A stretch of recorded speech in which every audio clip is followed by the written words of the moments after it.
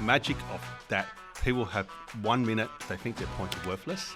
Next minute, you can do something so amazing with it, and they realize, should have done this earlier. Experiencing that first business class, it literally does shift your mindset and it changes the way you think, do, behave. Should I upgrade? Or should I use my points for economy? Or should I use them for business class?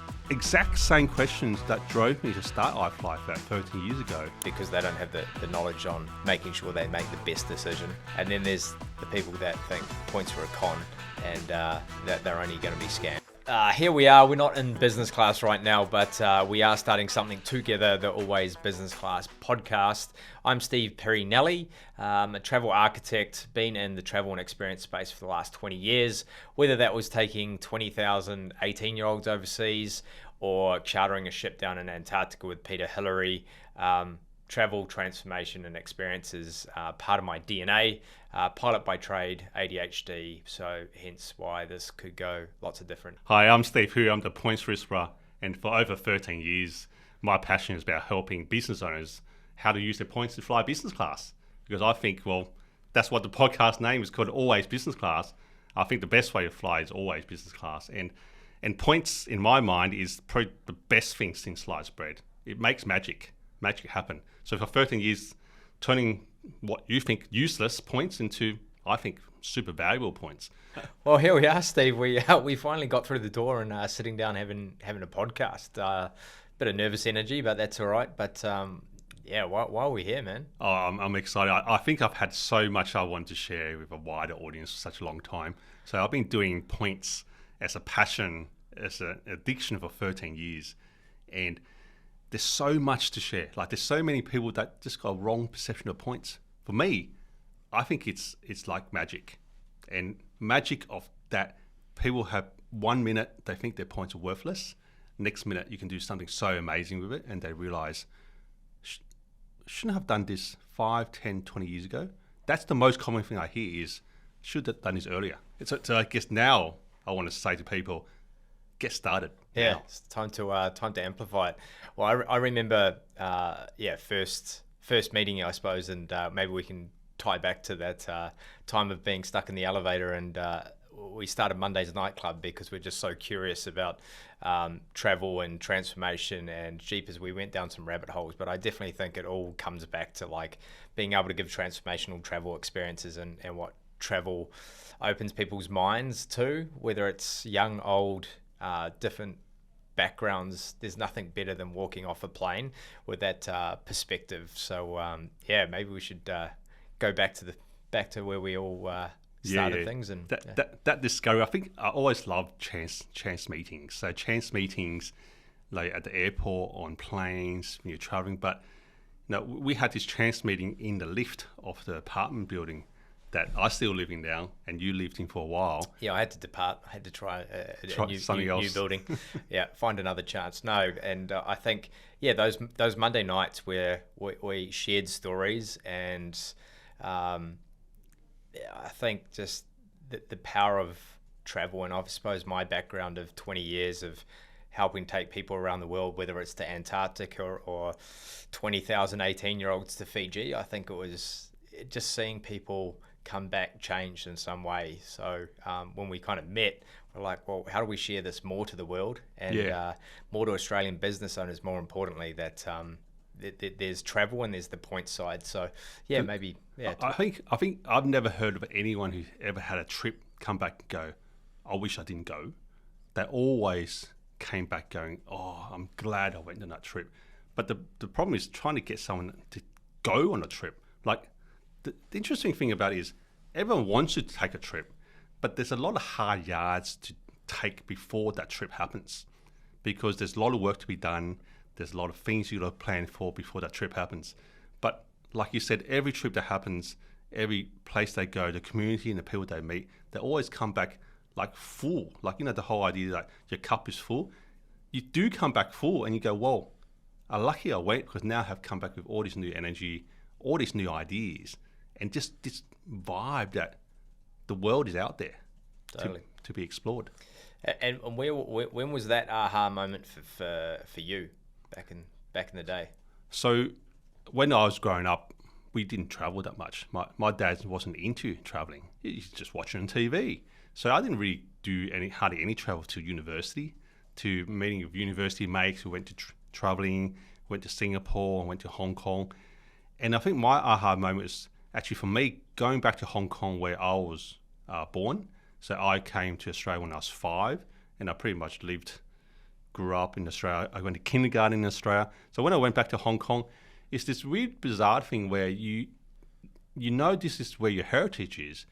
But then that was when I was looking around for, like, is there any Caucasians around here? Because I feel more comfortable because I grew up in Australia.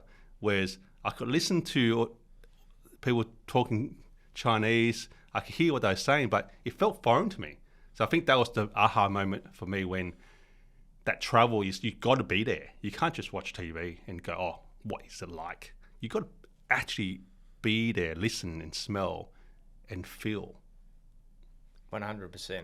And I suppose for me, growing up in the Cook Islands and being part of aviation lineage with Dad working the airline and being the only Caucasian up in the Cook Islands, and that time that I now look back to is where I kind of got all those relationship skills and those experiences outside the classroom. And I kind of talk about it or preach about it now, is that some of the greatest learnings come from outside the classroom or outside of our environment. So it's funny, sometimes when you're in it, you're like, oh, why am I on this little island in the middle of the nowhere? Until later down, you're like, wow, that really did help shape the way I am as a dad, the way I'm as an entrepreneur, and also as a travel and experience architect. So I think it was really dream when we both came together, because it's like at the end of the day, points are this traumatic things, or it's like you either get it or you don't. And I think you can touch on that, but it's like usually you don't think about those points until it's too late. You're like,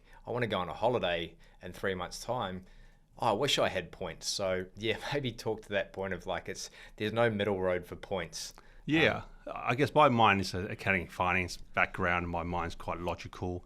So therefore, and of course, for 13 years talking to business owners, and actually recently people asked me, I think I was writing a news article, what has changed in the 13 years that I've been doing what I've been doing with points? And when I think back, actually nothing's changed. The questions I still get asked 13 years ago is the same questions that get asked today. And it's so bizarre because it feels like it's the only industry where time stood still. Like questions like, should I upgrade? Or should I use my points for economy? Or should I use them for business class? Should I use them to buy gift cards? Exact same questions that drove me to start iFLYflat 13 years ago, because for me, there was a clear pathway for value. You use your points to fly business class. Any other way, purely in terms of economics or financials, was way down the list. But yet, people still don't know. And it fascinates me that today, even after all the countless blogs, all this everything about points, and now heaps of stuff on YouTube, Instagram, TikTok about it, the same questions are, should I use points for upgrades? Should I use points for economy? It's like, I don't know, what happened? Where are people? Totally. What are they reading? And what are some, I suppose that first time when you turn left into business class, and I suppose that's the reason why we're sitting here. It's like we were stumbling on what are we going to call this, and what is the intention behind the podcast, and for us really it's this business class story of turning left at the steps, but also that mindset of once you've gone business class for that first time. And I think we shared the other day, it's like when you turn right, economy, it's full on. We've all experienced it. It's a whole different world. It's a whole different world. But when you turn left, there's the pens and pencils are out, the computer's out. There's just like a different energy or mindset about it. And then when you get off experiencing that first business class, it literally does shift your mindset. And part of this podcast is not just about shifting your mindset around how to travel business class, but this business class mindset of it changes the way you think, do, behave once you've experienced it. So maybe, we can share a bit more about the whole business class mindset. I think it's a whole energy, it's a whole different vibe, the whole different energy in the different cabins. Because apart from, of course, we all know economy seats are a little bit cramped and busy. Business class seats, everyone loves about the flying flat bed. But I see each cabin is a different energy vibe. So in economy, it's just busy. So because what it is, because they're putting a lot of people in a very confined space of time and space, confined. There's nowhere you can go. Like these days, you can't even stand up around because people say, well, you've got to sit down. You've got to go back to your seat. So it's a lot of people's dreams of wherever they're going, confining into a set amount of space, and they can't move. 7 hours, 14 hours, 22 hours in your seat, whatever number you've been assigned, that's where you go back to. And there's nowhere to go. Yep. And very interestingly is, I always think about economy as it's a trip where your experience is governed by other people. So the person who sits next to you, the stranger that you have no control, is now sitting next to you, and whatever they do determines what you do. For example, if you're in the window seat and they sit in the aisle and you want to go to the toilet, you got to check what they are doing before you decide, is this a good time to go to the toilet? Yeah. And everyone listening to that has been in that seat, right? Like we've had positive experiences and some pretty negative ones. So yeah, you meet some amazing people, but you also meet some not so amazing people who feel like maybe their flight is their flight, and if they infringe on your time, that's your problem. But then when you think about sort of business class, that energy, that cabin feels completely different because way more space. There's still a fair amount of people in there, but everyone has their own defined space that you cannot impact on. So you can't kick the chair. Well, you probably can kick the chair if you tried in front of you, but why would you? You got so much space. I think when we're growing up as entrepreneurs and business owners, there is some sort of status around flying business class. It has business class has a success mindset to it as well. With this always business class mindset of course the business class seat itself. Yeah. But how does that translate into like a business class mindset? Because you are given time and space to think about what is in your head. So it feels a little bit like meditation in a way, because you're sitting there. Of course, now we have Wi-Fi, but you're sitting there and you have time where you feel like you cannot be interrupted, where people's expectations of what you need to do is on pause.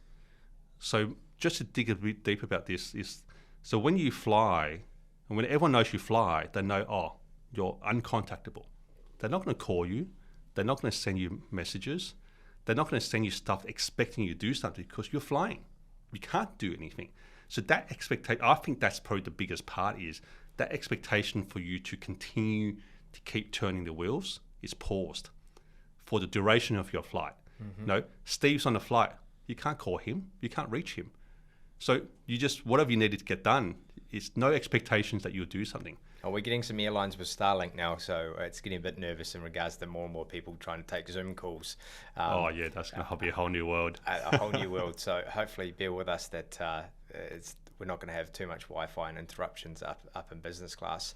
And then for travel for you, Steve, so like travel hack, like there's this notion of travel hacking. A little bit like that movie Up in the Air, they made it into a movie that he follows the guy who's going through security the faster way. So, they talk about, don't follow families through security because there's so much stuff they need to do. There's stuff in kids' pockets that need to be taken out. So it's just about a different way of thinking about, everyone needs to go through the same process, but how do you get from A to B in the slightly smarter way? Because everyone else is distracted in the world. So of course you can do it through money. Through money you can do anything. There's a lot of effort to make money, and then if you use that money to fly business class, first class, or do whatever you want, that's fine. But if there's another way to achieve the same outcome without the effort of earning the money, and that's through points. I always say that points is a little bit like the best thing since sliced bread, because it can do something that's worth more than money. And the way I describe that is, if you had a flight and you were just, say you just got invited to a really good mate's party at Los Angeles this weekend. the first thing you think about is, awesome, that'll be a good party.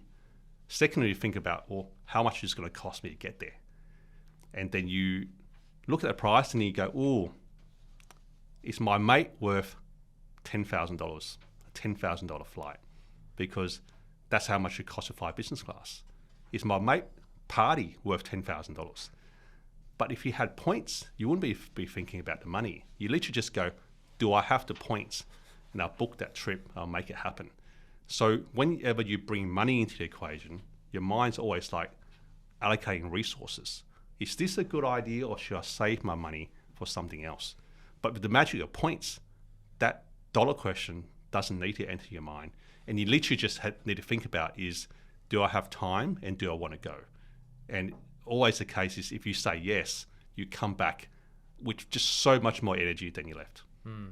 And what's the biggest hurdle that we're constantly finding with the mindset around points, especially for Australian business owners? Like, I suppose for us, why we're doing this podcast is to making the obvious, or maybe the not so obvious possible.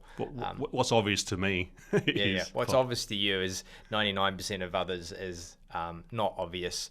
And we talk about advise, and there's as trusted advisors and being in this space, and as you said, nothing really has changed, but a lot has changed. Yes. As in the noise around points and the constant media, and whether it's Amex, whether it's Qantas, whether it's Virgin, everyone is changing constantly. Yeah. And if you're not ahead of the game as an accountant with tariffs or anything like that, you're missing out on huge opportunities. So, or if people are like kind of watching, what's some of those messages that you want to kind of share to switch people's mindsets around what is possible, even with so much noise and negative noise around everyone's losing out on points, airlines are squeezing, whereas like actually it's one of the best opportunities right now because there's so many different ways to earn points, transfer points, and everyone is a flying business. So yeah, maybe double click on that for the audience just to go. And I think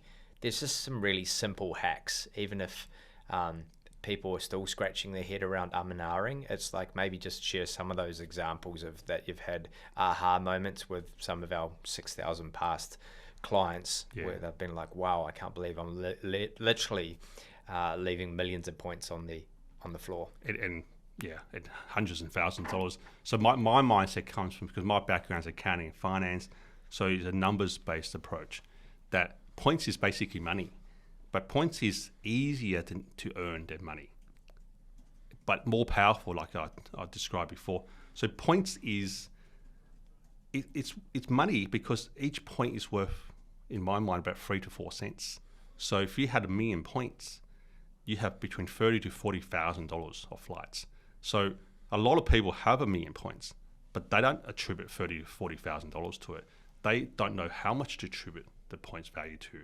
So people have these hidden assets in a way sitting in their pocket where they are getting frustrated because they can't use them. And that's where the points trauma comes from, where they may have over time accumulated hundreds of thousands of points or millions of points, and they're sitting in their account, and what they're knowing is that they've tried to use their points because every time they log into their account, they see their points. Every time they get an email from Qantas, Virgin, it shows you exactly at the top line how many points you've got. And you sort of feel like, wow, if that was money, you go, well, the bigger the number, the better. The more dollars I have, the better. But for points, it's actually the opposite. Because the reason why you have a growing number of points is because of your inability to use them. Because you wanted to see your points balance go down and then back up, down, back up, not up, up, up. So actually there's trauma in one element, is that as long as your points keep going up, that means you're getting nothing from them. And when people try to use their points, they use it to book economy seats. They use it to book a business class seat, and they're paying 800,000 points when it should only be 150,000 points. So they do those activities. At the time, they feel, oh, cool, I use my points. I finally got something out of them. Mm-hmm. There's so many times where people say, I hate these points. I've got them for so long, I've never used them. Actually, I might just blow them. And I hear that and I think, why would you just blow the points? Like, in my mind, they're worth $40,000. But in their mind, it's a burden because this is paying us. It just reminds them every time they got points that they can't use them. So I think points trauma is when they've tried to use points, but they haven't got what they wanted. There's an expectation of what points should do. Mm-hmm. They tried and they failed, and they probably do that 2 or 3 times before they go, this is all rubbish. This is trash. I'm not going to spend any more time on this stuff. But that's where they waste points, because interestingly, what I found is people don't just let their points sit in their account. They actually just burn them and then move on. They literally want a zero balance. There's like 3 personas of the points earner. There's the points hoarder, as you say, as people just hoarding. And they're scared to use them. That's why they're hoarding. So yeah, totally, because they don't have the knowledge on making sure they make the best decision. And then there's the people that think points are a con and that they're only going to be scammed. And then there's the people in the middle. So I think that the great thing, what you've showed people over the last 12 years, is being able to have a sort of green line strategy. So taking people from that scarcity or uncertainty trauma mindset to go use it as a moving points to profit and points to moments, points to experiences, and painting the picture of like what is possible. And I know that's truly helped me from being a travel entrepreneur and seeing what is possible. And all these, there's something that's certain, is that we've got expenses as business owners. And those certain lines do not go away: paying tax, paying employees, paying contractors. And we think unless they take a credit card, then we can't. But there's actually so many other ways. There's so many other ways, especially in Australia, that you can unlock, as you say, double dipping sometimes. And there's nothing better than when you're a kid and you get to double dip into the lolly jar at the buffet restaurant. And that's what is how to layer on top of, because we get excited about just 100 points, but that 100 points looks so far away from actually a redemption. But when you get to layer, and like the whole Warren Buffett saying is compounding interest, and being able to put that into practice, and that's what you kind of do at Flights Club. And then, so what's the evolution of where you've gone from with iFLYflat to the Flights Club, which we're obviously creating, and then this podcast that we're sharing with every Australian business owner? Like, why are we here? Well, we're here because over this past 13 years, I've seen all the different types of customers, all the different sort of type of points trauma they've had, and all the wins.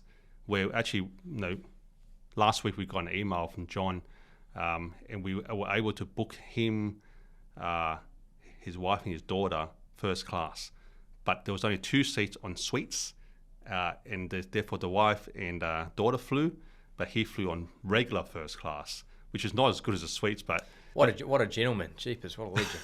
Yeah. But that, I've shown you the email, that he was like gobsmacked. He could not believe that his points could achieve that, because he didn't know how to use them. And we took what he thought was just points, and we turned it into this will have to be a lifelong memorable experience that will be talked about forever. Because the fact that you can fly first class with your family, it's not because you don't have the money.